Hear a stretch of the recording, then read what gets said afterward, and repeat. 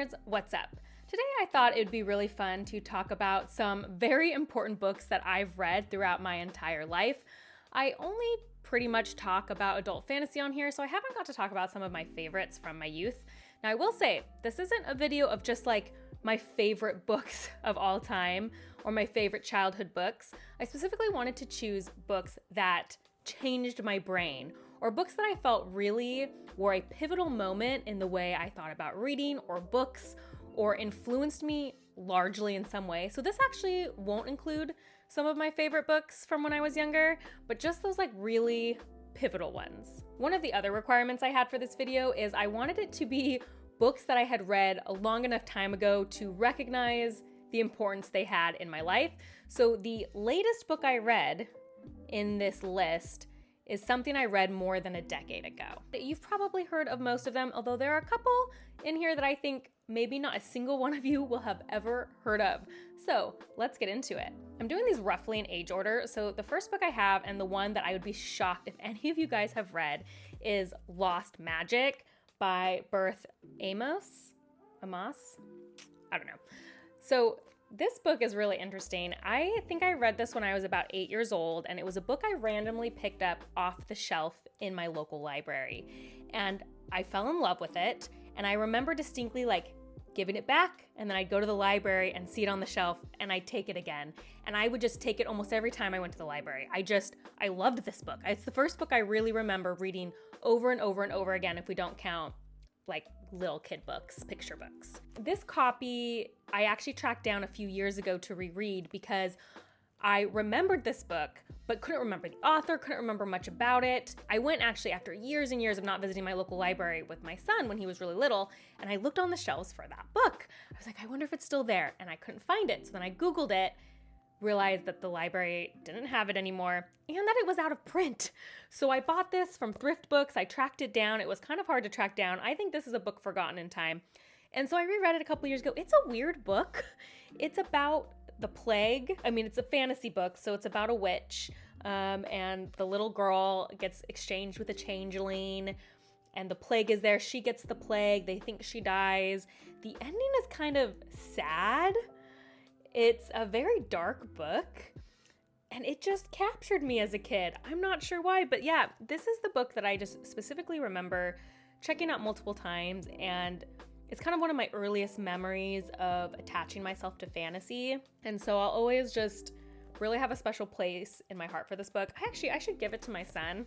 I wonder what he'll think of it. I don't think he's gonna make it through it. Let me know if you've read this one. This next one, I'm sure all of you have heard of. It's a very famous book. This is one actually my neighbor gave me when I think I was 8 or 9 years old. And I remember thinking the cover didn't look that interesting, but I read it and immediately fell in love with it, which is The Phantom Tollbooth by Norton Juster.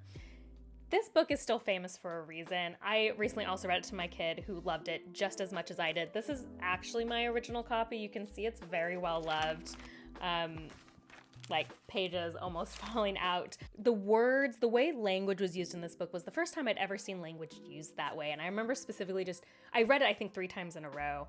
And at the time, like in elementary school, I wrote a lot. I just liked writing little stories. This influenced my writing so much. I was doing a lot of alliteration and a lot of stupid plays on words, all influenced by this. And I saw that in my writing, like into junior high, I feel like years after reading this book, this influenced the way I thought about writing and words, and it still totally holds up, by the way. When I read it out loud, I was like, yeah, this book still slaps. So even if you didn't have a chance to read this as a kid, I think you would enjoy it as an adult. Yeah, I still have a huge place in my heart for this book, one of my very first favorite books. Next up is the cliche pick, but it did change my brain chemistry, and I'm positive about that, which is Harry Potter and the Philosopher's Stone. This is actually my first copy that I read. I did read the UK version, Harry Potter and the Philosopher's Stone. This is it. My dad brought this back from a business trip to London in 1988. This and the second one. I have the second one back there. And gave it to my sister, my older sister actually, and said, these are everywhere. And like everyone's obsessing over these. I think you should read them. And I couldn't get into it. Like I read the first 2 pages because my sister kept being like, you're gonna love this book. And I was like, I read the first 2 pages. I was bored.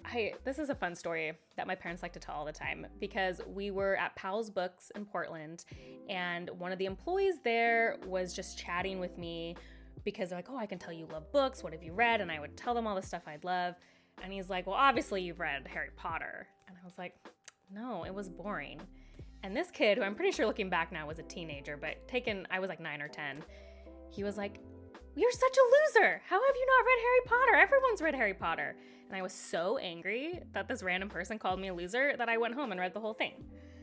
So if you're out there, random Pals employee of 23 years ago, you single-handedly started my Harry Potter obsession, and an obsession it is. This one kind of obviously spanned many, many years. I was the Harry Potter generation. I was 17 when the last book came out, when Harry was 17. If you asked anyone I grew up with facts about me, Harry Potter would be in there. Changed my reading trajectory more than any other book in this list. Had a huge impact on my love of fantasy, was my comfort book, just a lot of things wrapped up into this. It was funny though. I was like, this book doesn't seem very beat up for how many times I know I read it. And what I'm thinking now is I think my sister must have been like, no, this is mine. And my parents must have bought me another one because I was looking at this copy that I have. I have an embarrassing number of copies. We don't need to talk about it. But this one is really old, I know. And this one looks more like, yeah, look at that. More like the copy that I read overnight. I mean, how does this even happen to a book? There's like a chunk missing. I don't even know. Like, that's just, a book got really loved. But yeah, I'm basic. Like, it changed my trajectory like it did so many people my age. And I think still to this day continues to do. The next one is The Two Princes of Bamarre by Gail Carson Levine. Now, if you don't recognize this book, you may recognize the name Ella Enchanted, which is, I think, the more famous of Gail Carson Levine's book. I loved all of her books growing up. This I read, I think, when I was about 11 or 12. This book had such a hold on me. Please tell me if you've read this one in the comments. This was about two sisters who one was the brave, adventurous sister, and one was the really quiet, shy, introverted sister. And the brave sister gets sick, and so the shy sister has to go on an adventure to save her sister. And absolutely loved this, super magical. It also has a very somber ending, and this is, I think, the first book I ever remember tearing up or like crying at. I remember being really upset with how this book ended because I wanted a different ending. I wanted it to be happier. I guess spoilers, sorry. But I obviously still loved it because I read it a ton. This is why you buy hardbacks, because I have a paperback of Ella Enchanted and the cover is falling off. And like you saw what I did to Harry Potter and the Phantom Tollbooth, but this looks practically in pristine condition, and I definitely abused this book just as much as the others, so that's a point for hardbacks. So now those were like the middle grade books. Now we're gonna move into more YA or even adult books that I read as a teen. I will say that we kind of make a time jump, but I think it's because Harry Potter took up a lot of my teen years, because that was obviously like a series that kept going. So the next three I want to talk about, surprisingly, I actually read my senior year of high school, all three of them. And so I think it's funny that it was that year that I feel like was very formative. I think when you're 17, a lot of things are changing. You're learning a lot about yourself. So the first book I want to talk about is actually assigned reading in English class for my senior English teacher. I feel like everyone gives assigned reading a bad rap. This book changed my life, and that's A Wild Sheep Chase by Haruki Murakami. Now, I know Murakami has a pretty bad reputation these days, and I did recently read Norwegian Wood with Leanna from Leanna's Library, and we both hated it. It was extremely sexist, and I know that's kind of his reputation. I have reread this book in the last couple of years, and I see it, but it was just so formative. This is a magical realism book, and I just remember reading it, and I don't even think really read magical realism because I had mostly read fantasy or sci-fi, like very strictly. And it was so weird, and there was so much depth to it, and it talked so much about identity, but not in ways that were obvious. And the writing, the way Murakami wrote people and the way he described things just really influenced me, and I was obsessed. I mean, I'm still kind of am. Like, it really changed how I thought about things, and again, how I thought about writing. Do I know if it would hold up if you read it today? No. It's a Murakami that I feel like people don't really talk about. You usually hear about Norwegian Wood or Kafka by the Shore or IQ 84. I think I got that one wrong, but you know which one I'm talking about.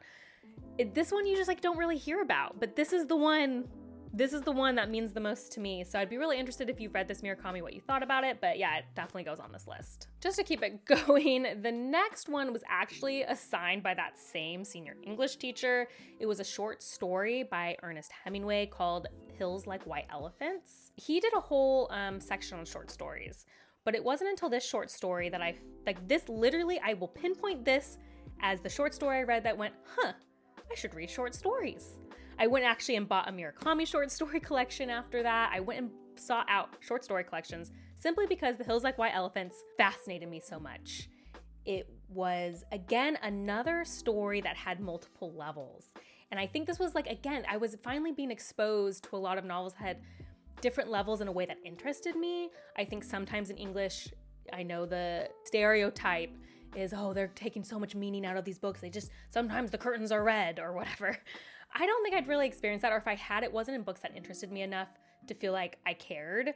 But that story, that's what did it. I was going to say, if you're watching, Mr. Paris, thank you. But I actually did write him a thank you note 5 years ago because I was like, wow, you picked two pieces of literature that really influenced how I thought about books and reading. And that's pretty impressive. This next book was also what I read this might have been my junior year. This might be out of order. I might have been given this my junior year. I was told to read this actually by another teacher. It wasn't a part of a curriculum.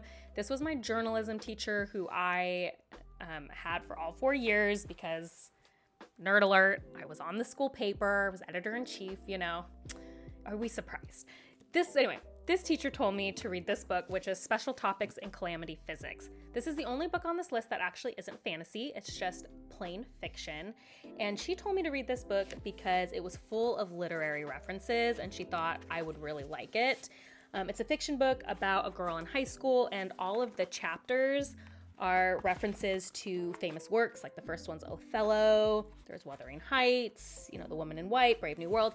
So each chapter had a heading referencing a famous piece of writing, and the chapter kind of related to that, and it was about a girl's experience in high school. I loved this book, first off. 2, it was so much more risque than anything I had read before to this point. I was a kid who self-censored a lot. This was not my parents. This would be me going to the library, picking random books off the shelf and feeling very uncomfortable if there was a lot of language or a lot of sex or a lot of anything like that. Super wasn't into it, so I wouldn't read those. And so this book was the first one that was not so risque that I was not reading it, but it felt like adult to a 17-year-old. Do you know what I mean? Especially a self-censoring 17-year-old. I haven't read this since I was a teen. I reread it as a teen, but I haven't read it since I was a teen. And I wonder how I'd feel about it.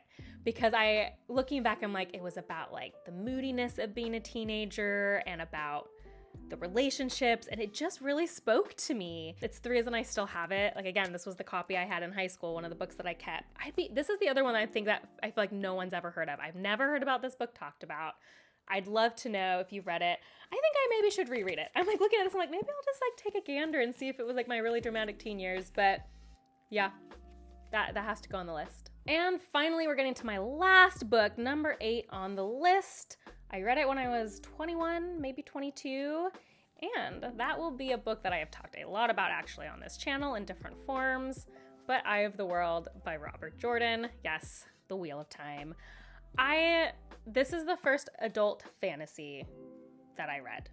I had been reading all YA fantasy up until that point for a lot of reasons I kind of talked about in the last bit about kind of self-censoring, and this was the first adult fantasy I picked up, and it was just this is what I'm missing. And Wheel of Time was perfect because Wheel of Time is squeaky clean for the most part. But it was so expansive and it had so many characters, and sometimes it was really boring and it challenged me to get through the slog. But when I got to the end of all 14 books, I was this is it. This is what I love. This is what I want. And I actually never looked back. I think I've maybe read a handful of YA in the last decade and a half since reading this. I read this and then I never looked back. And that is a huge change in my reading trajectory up until that point. This is what moved me, I feel from the fantasy of my youth to the fantasy of my adulthood. This was the hinge point. And so I will always love it for that, and it will always be a very special place in my heart. So I talked way too long. This was supposed to be a short video. I'm sorry. I should have known that if I just picked a bunch of books I felt very strongly about, I was not going to shut up about them. So I apologize if you've made it to the end of this video. I'm very impressed. Thank you for staying. One thing I want to talk about that I noticed while I was speaking about all these books is how many of these books were given to me by other people, whether it be teachers, the random employee in Pals, a neighbor. A lot of other people influenced directly my reading, and that was kind of cool to me for some reason and made me think okay, when's the last time you gifted a book to somebody, especially someone younger, shared your favorite book with a kid or a teen that or just another friend that's your age, and how spreading the things that we love can really influence other people through literature. And that was a nice thought for me as I filmed this video. Okay, this video is again already too long. So what I'd love to know in the comments is if you've read any of these books and if you liked them, hated them, if they did influence you similarly to the way they influenced me. And of course, drop a book that you want to talk about that really, really you felt changed your trajectory in your life, or how you thought about things or reading.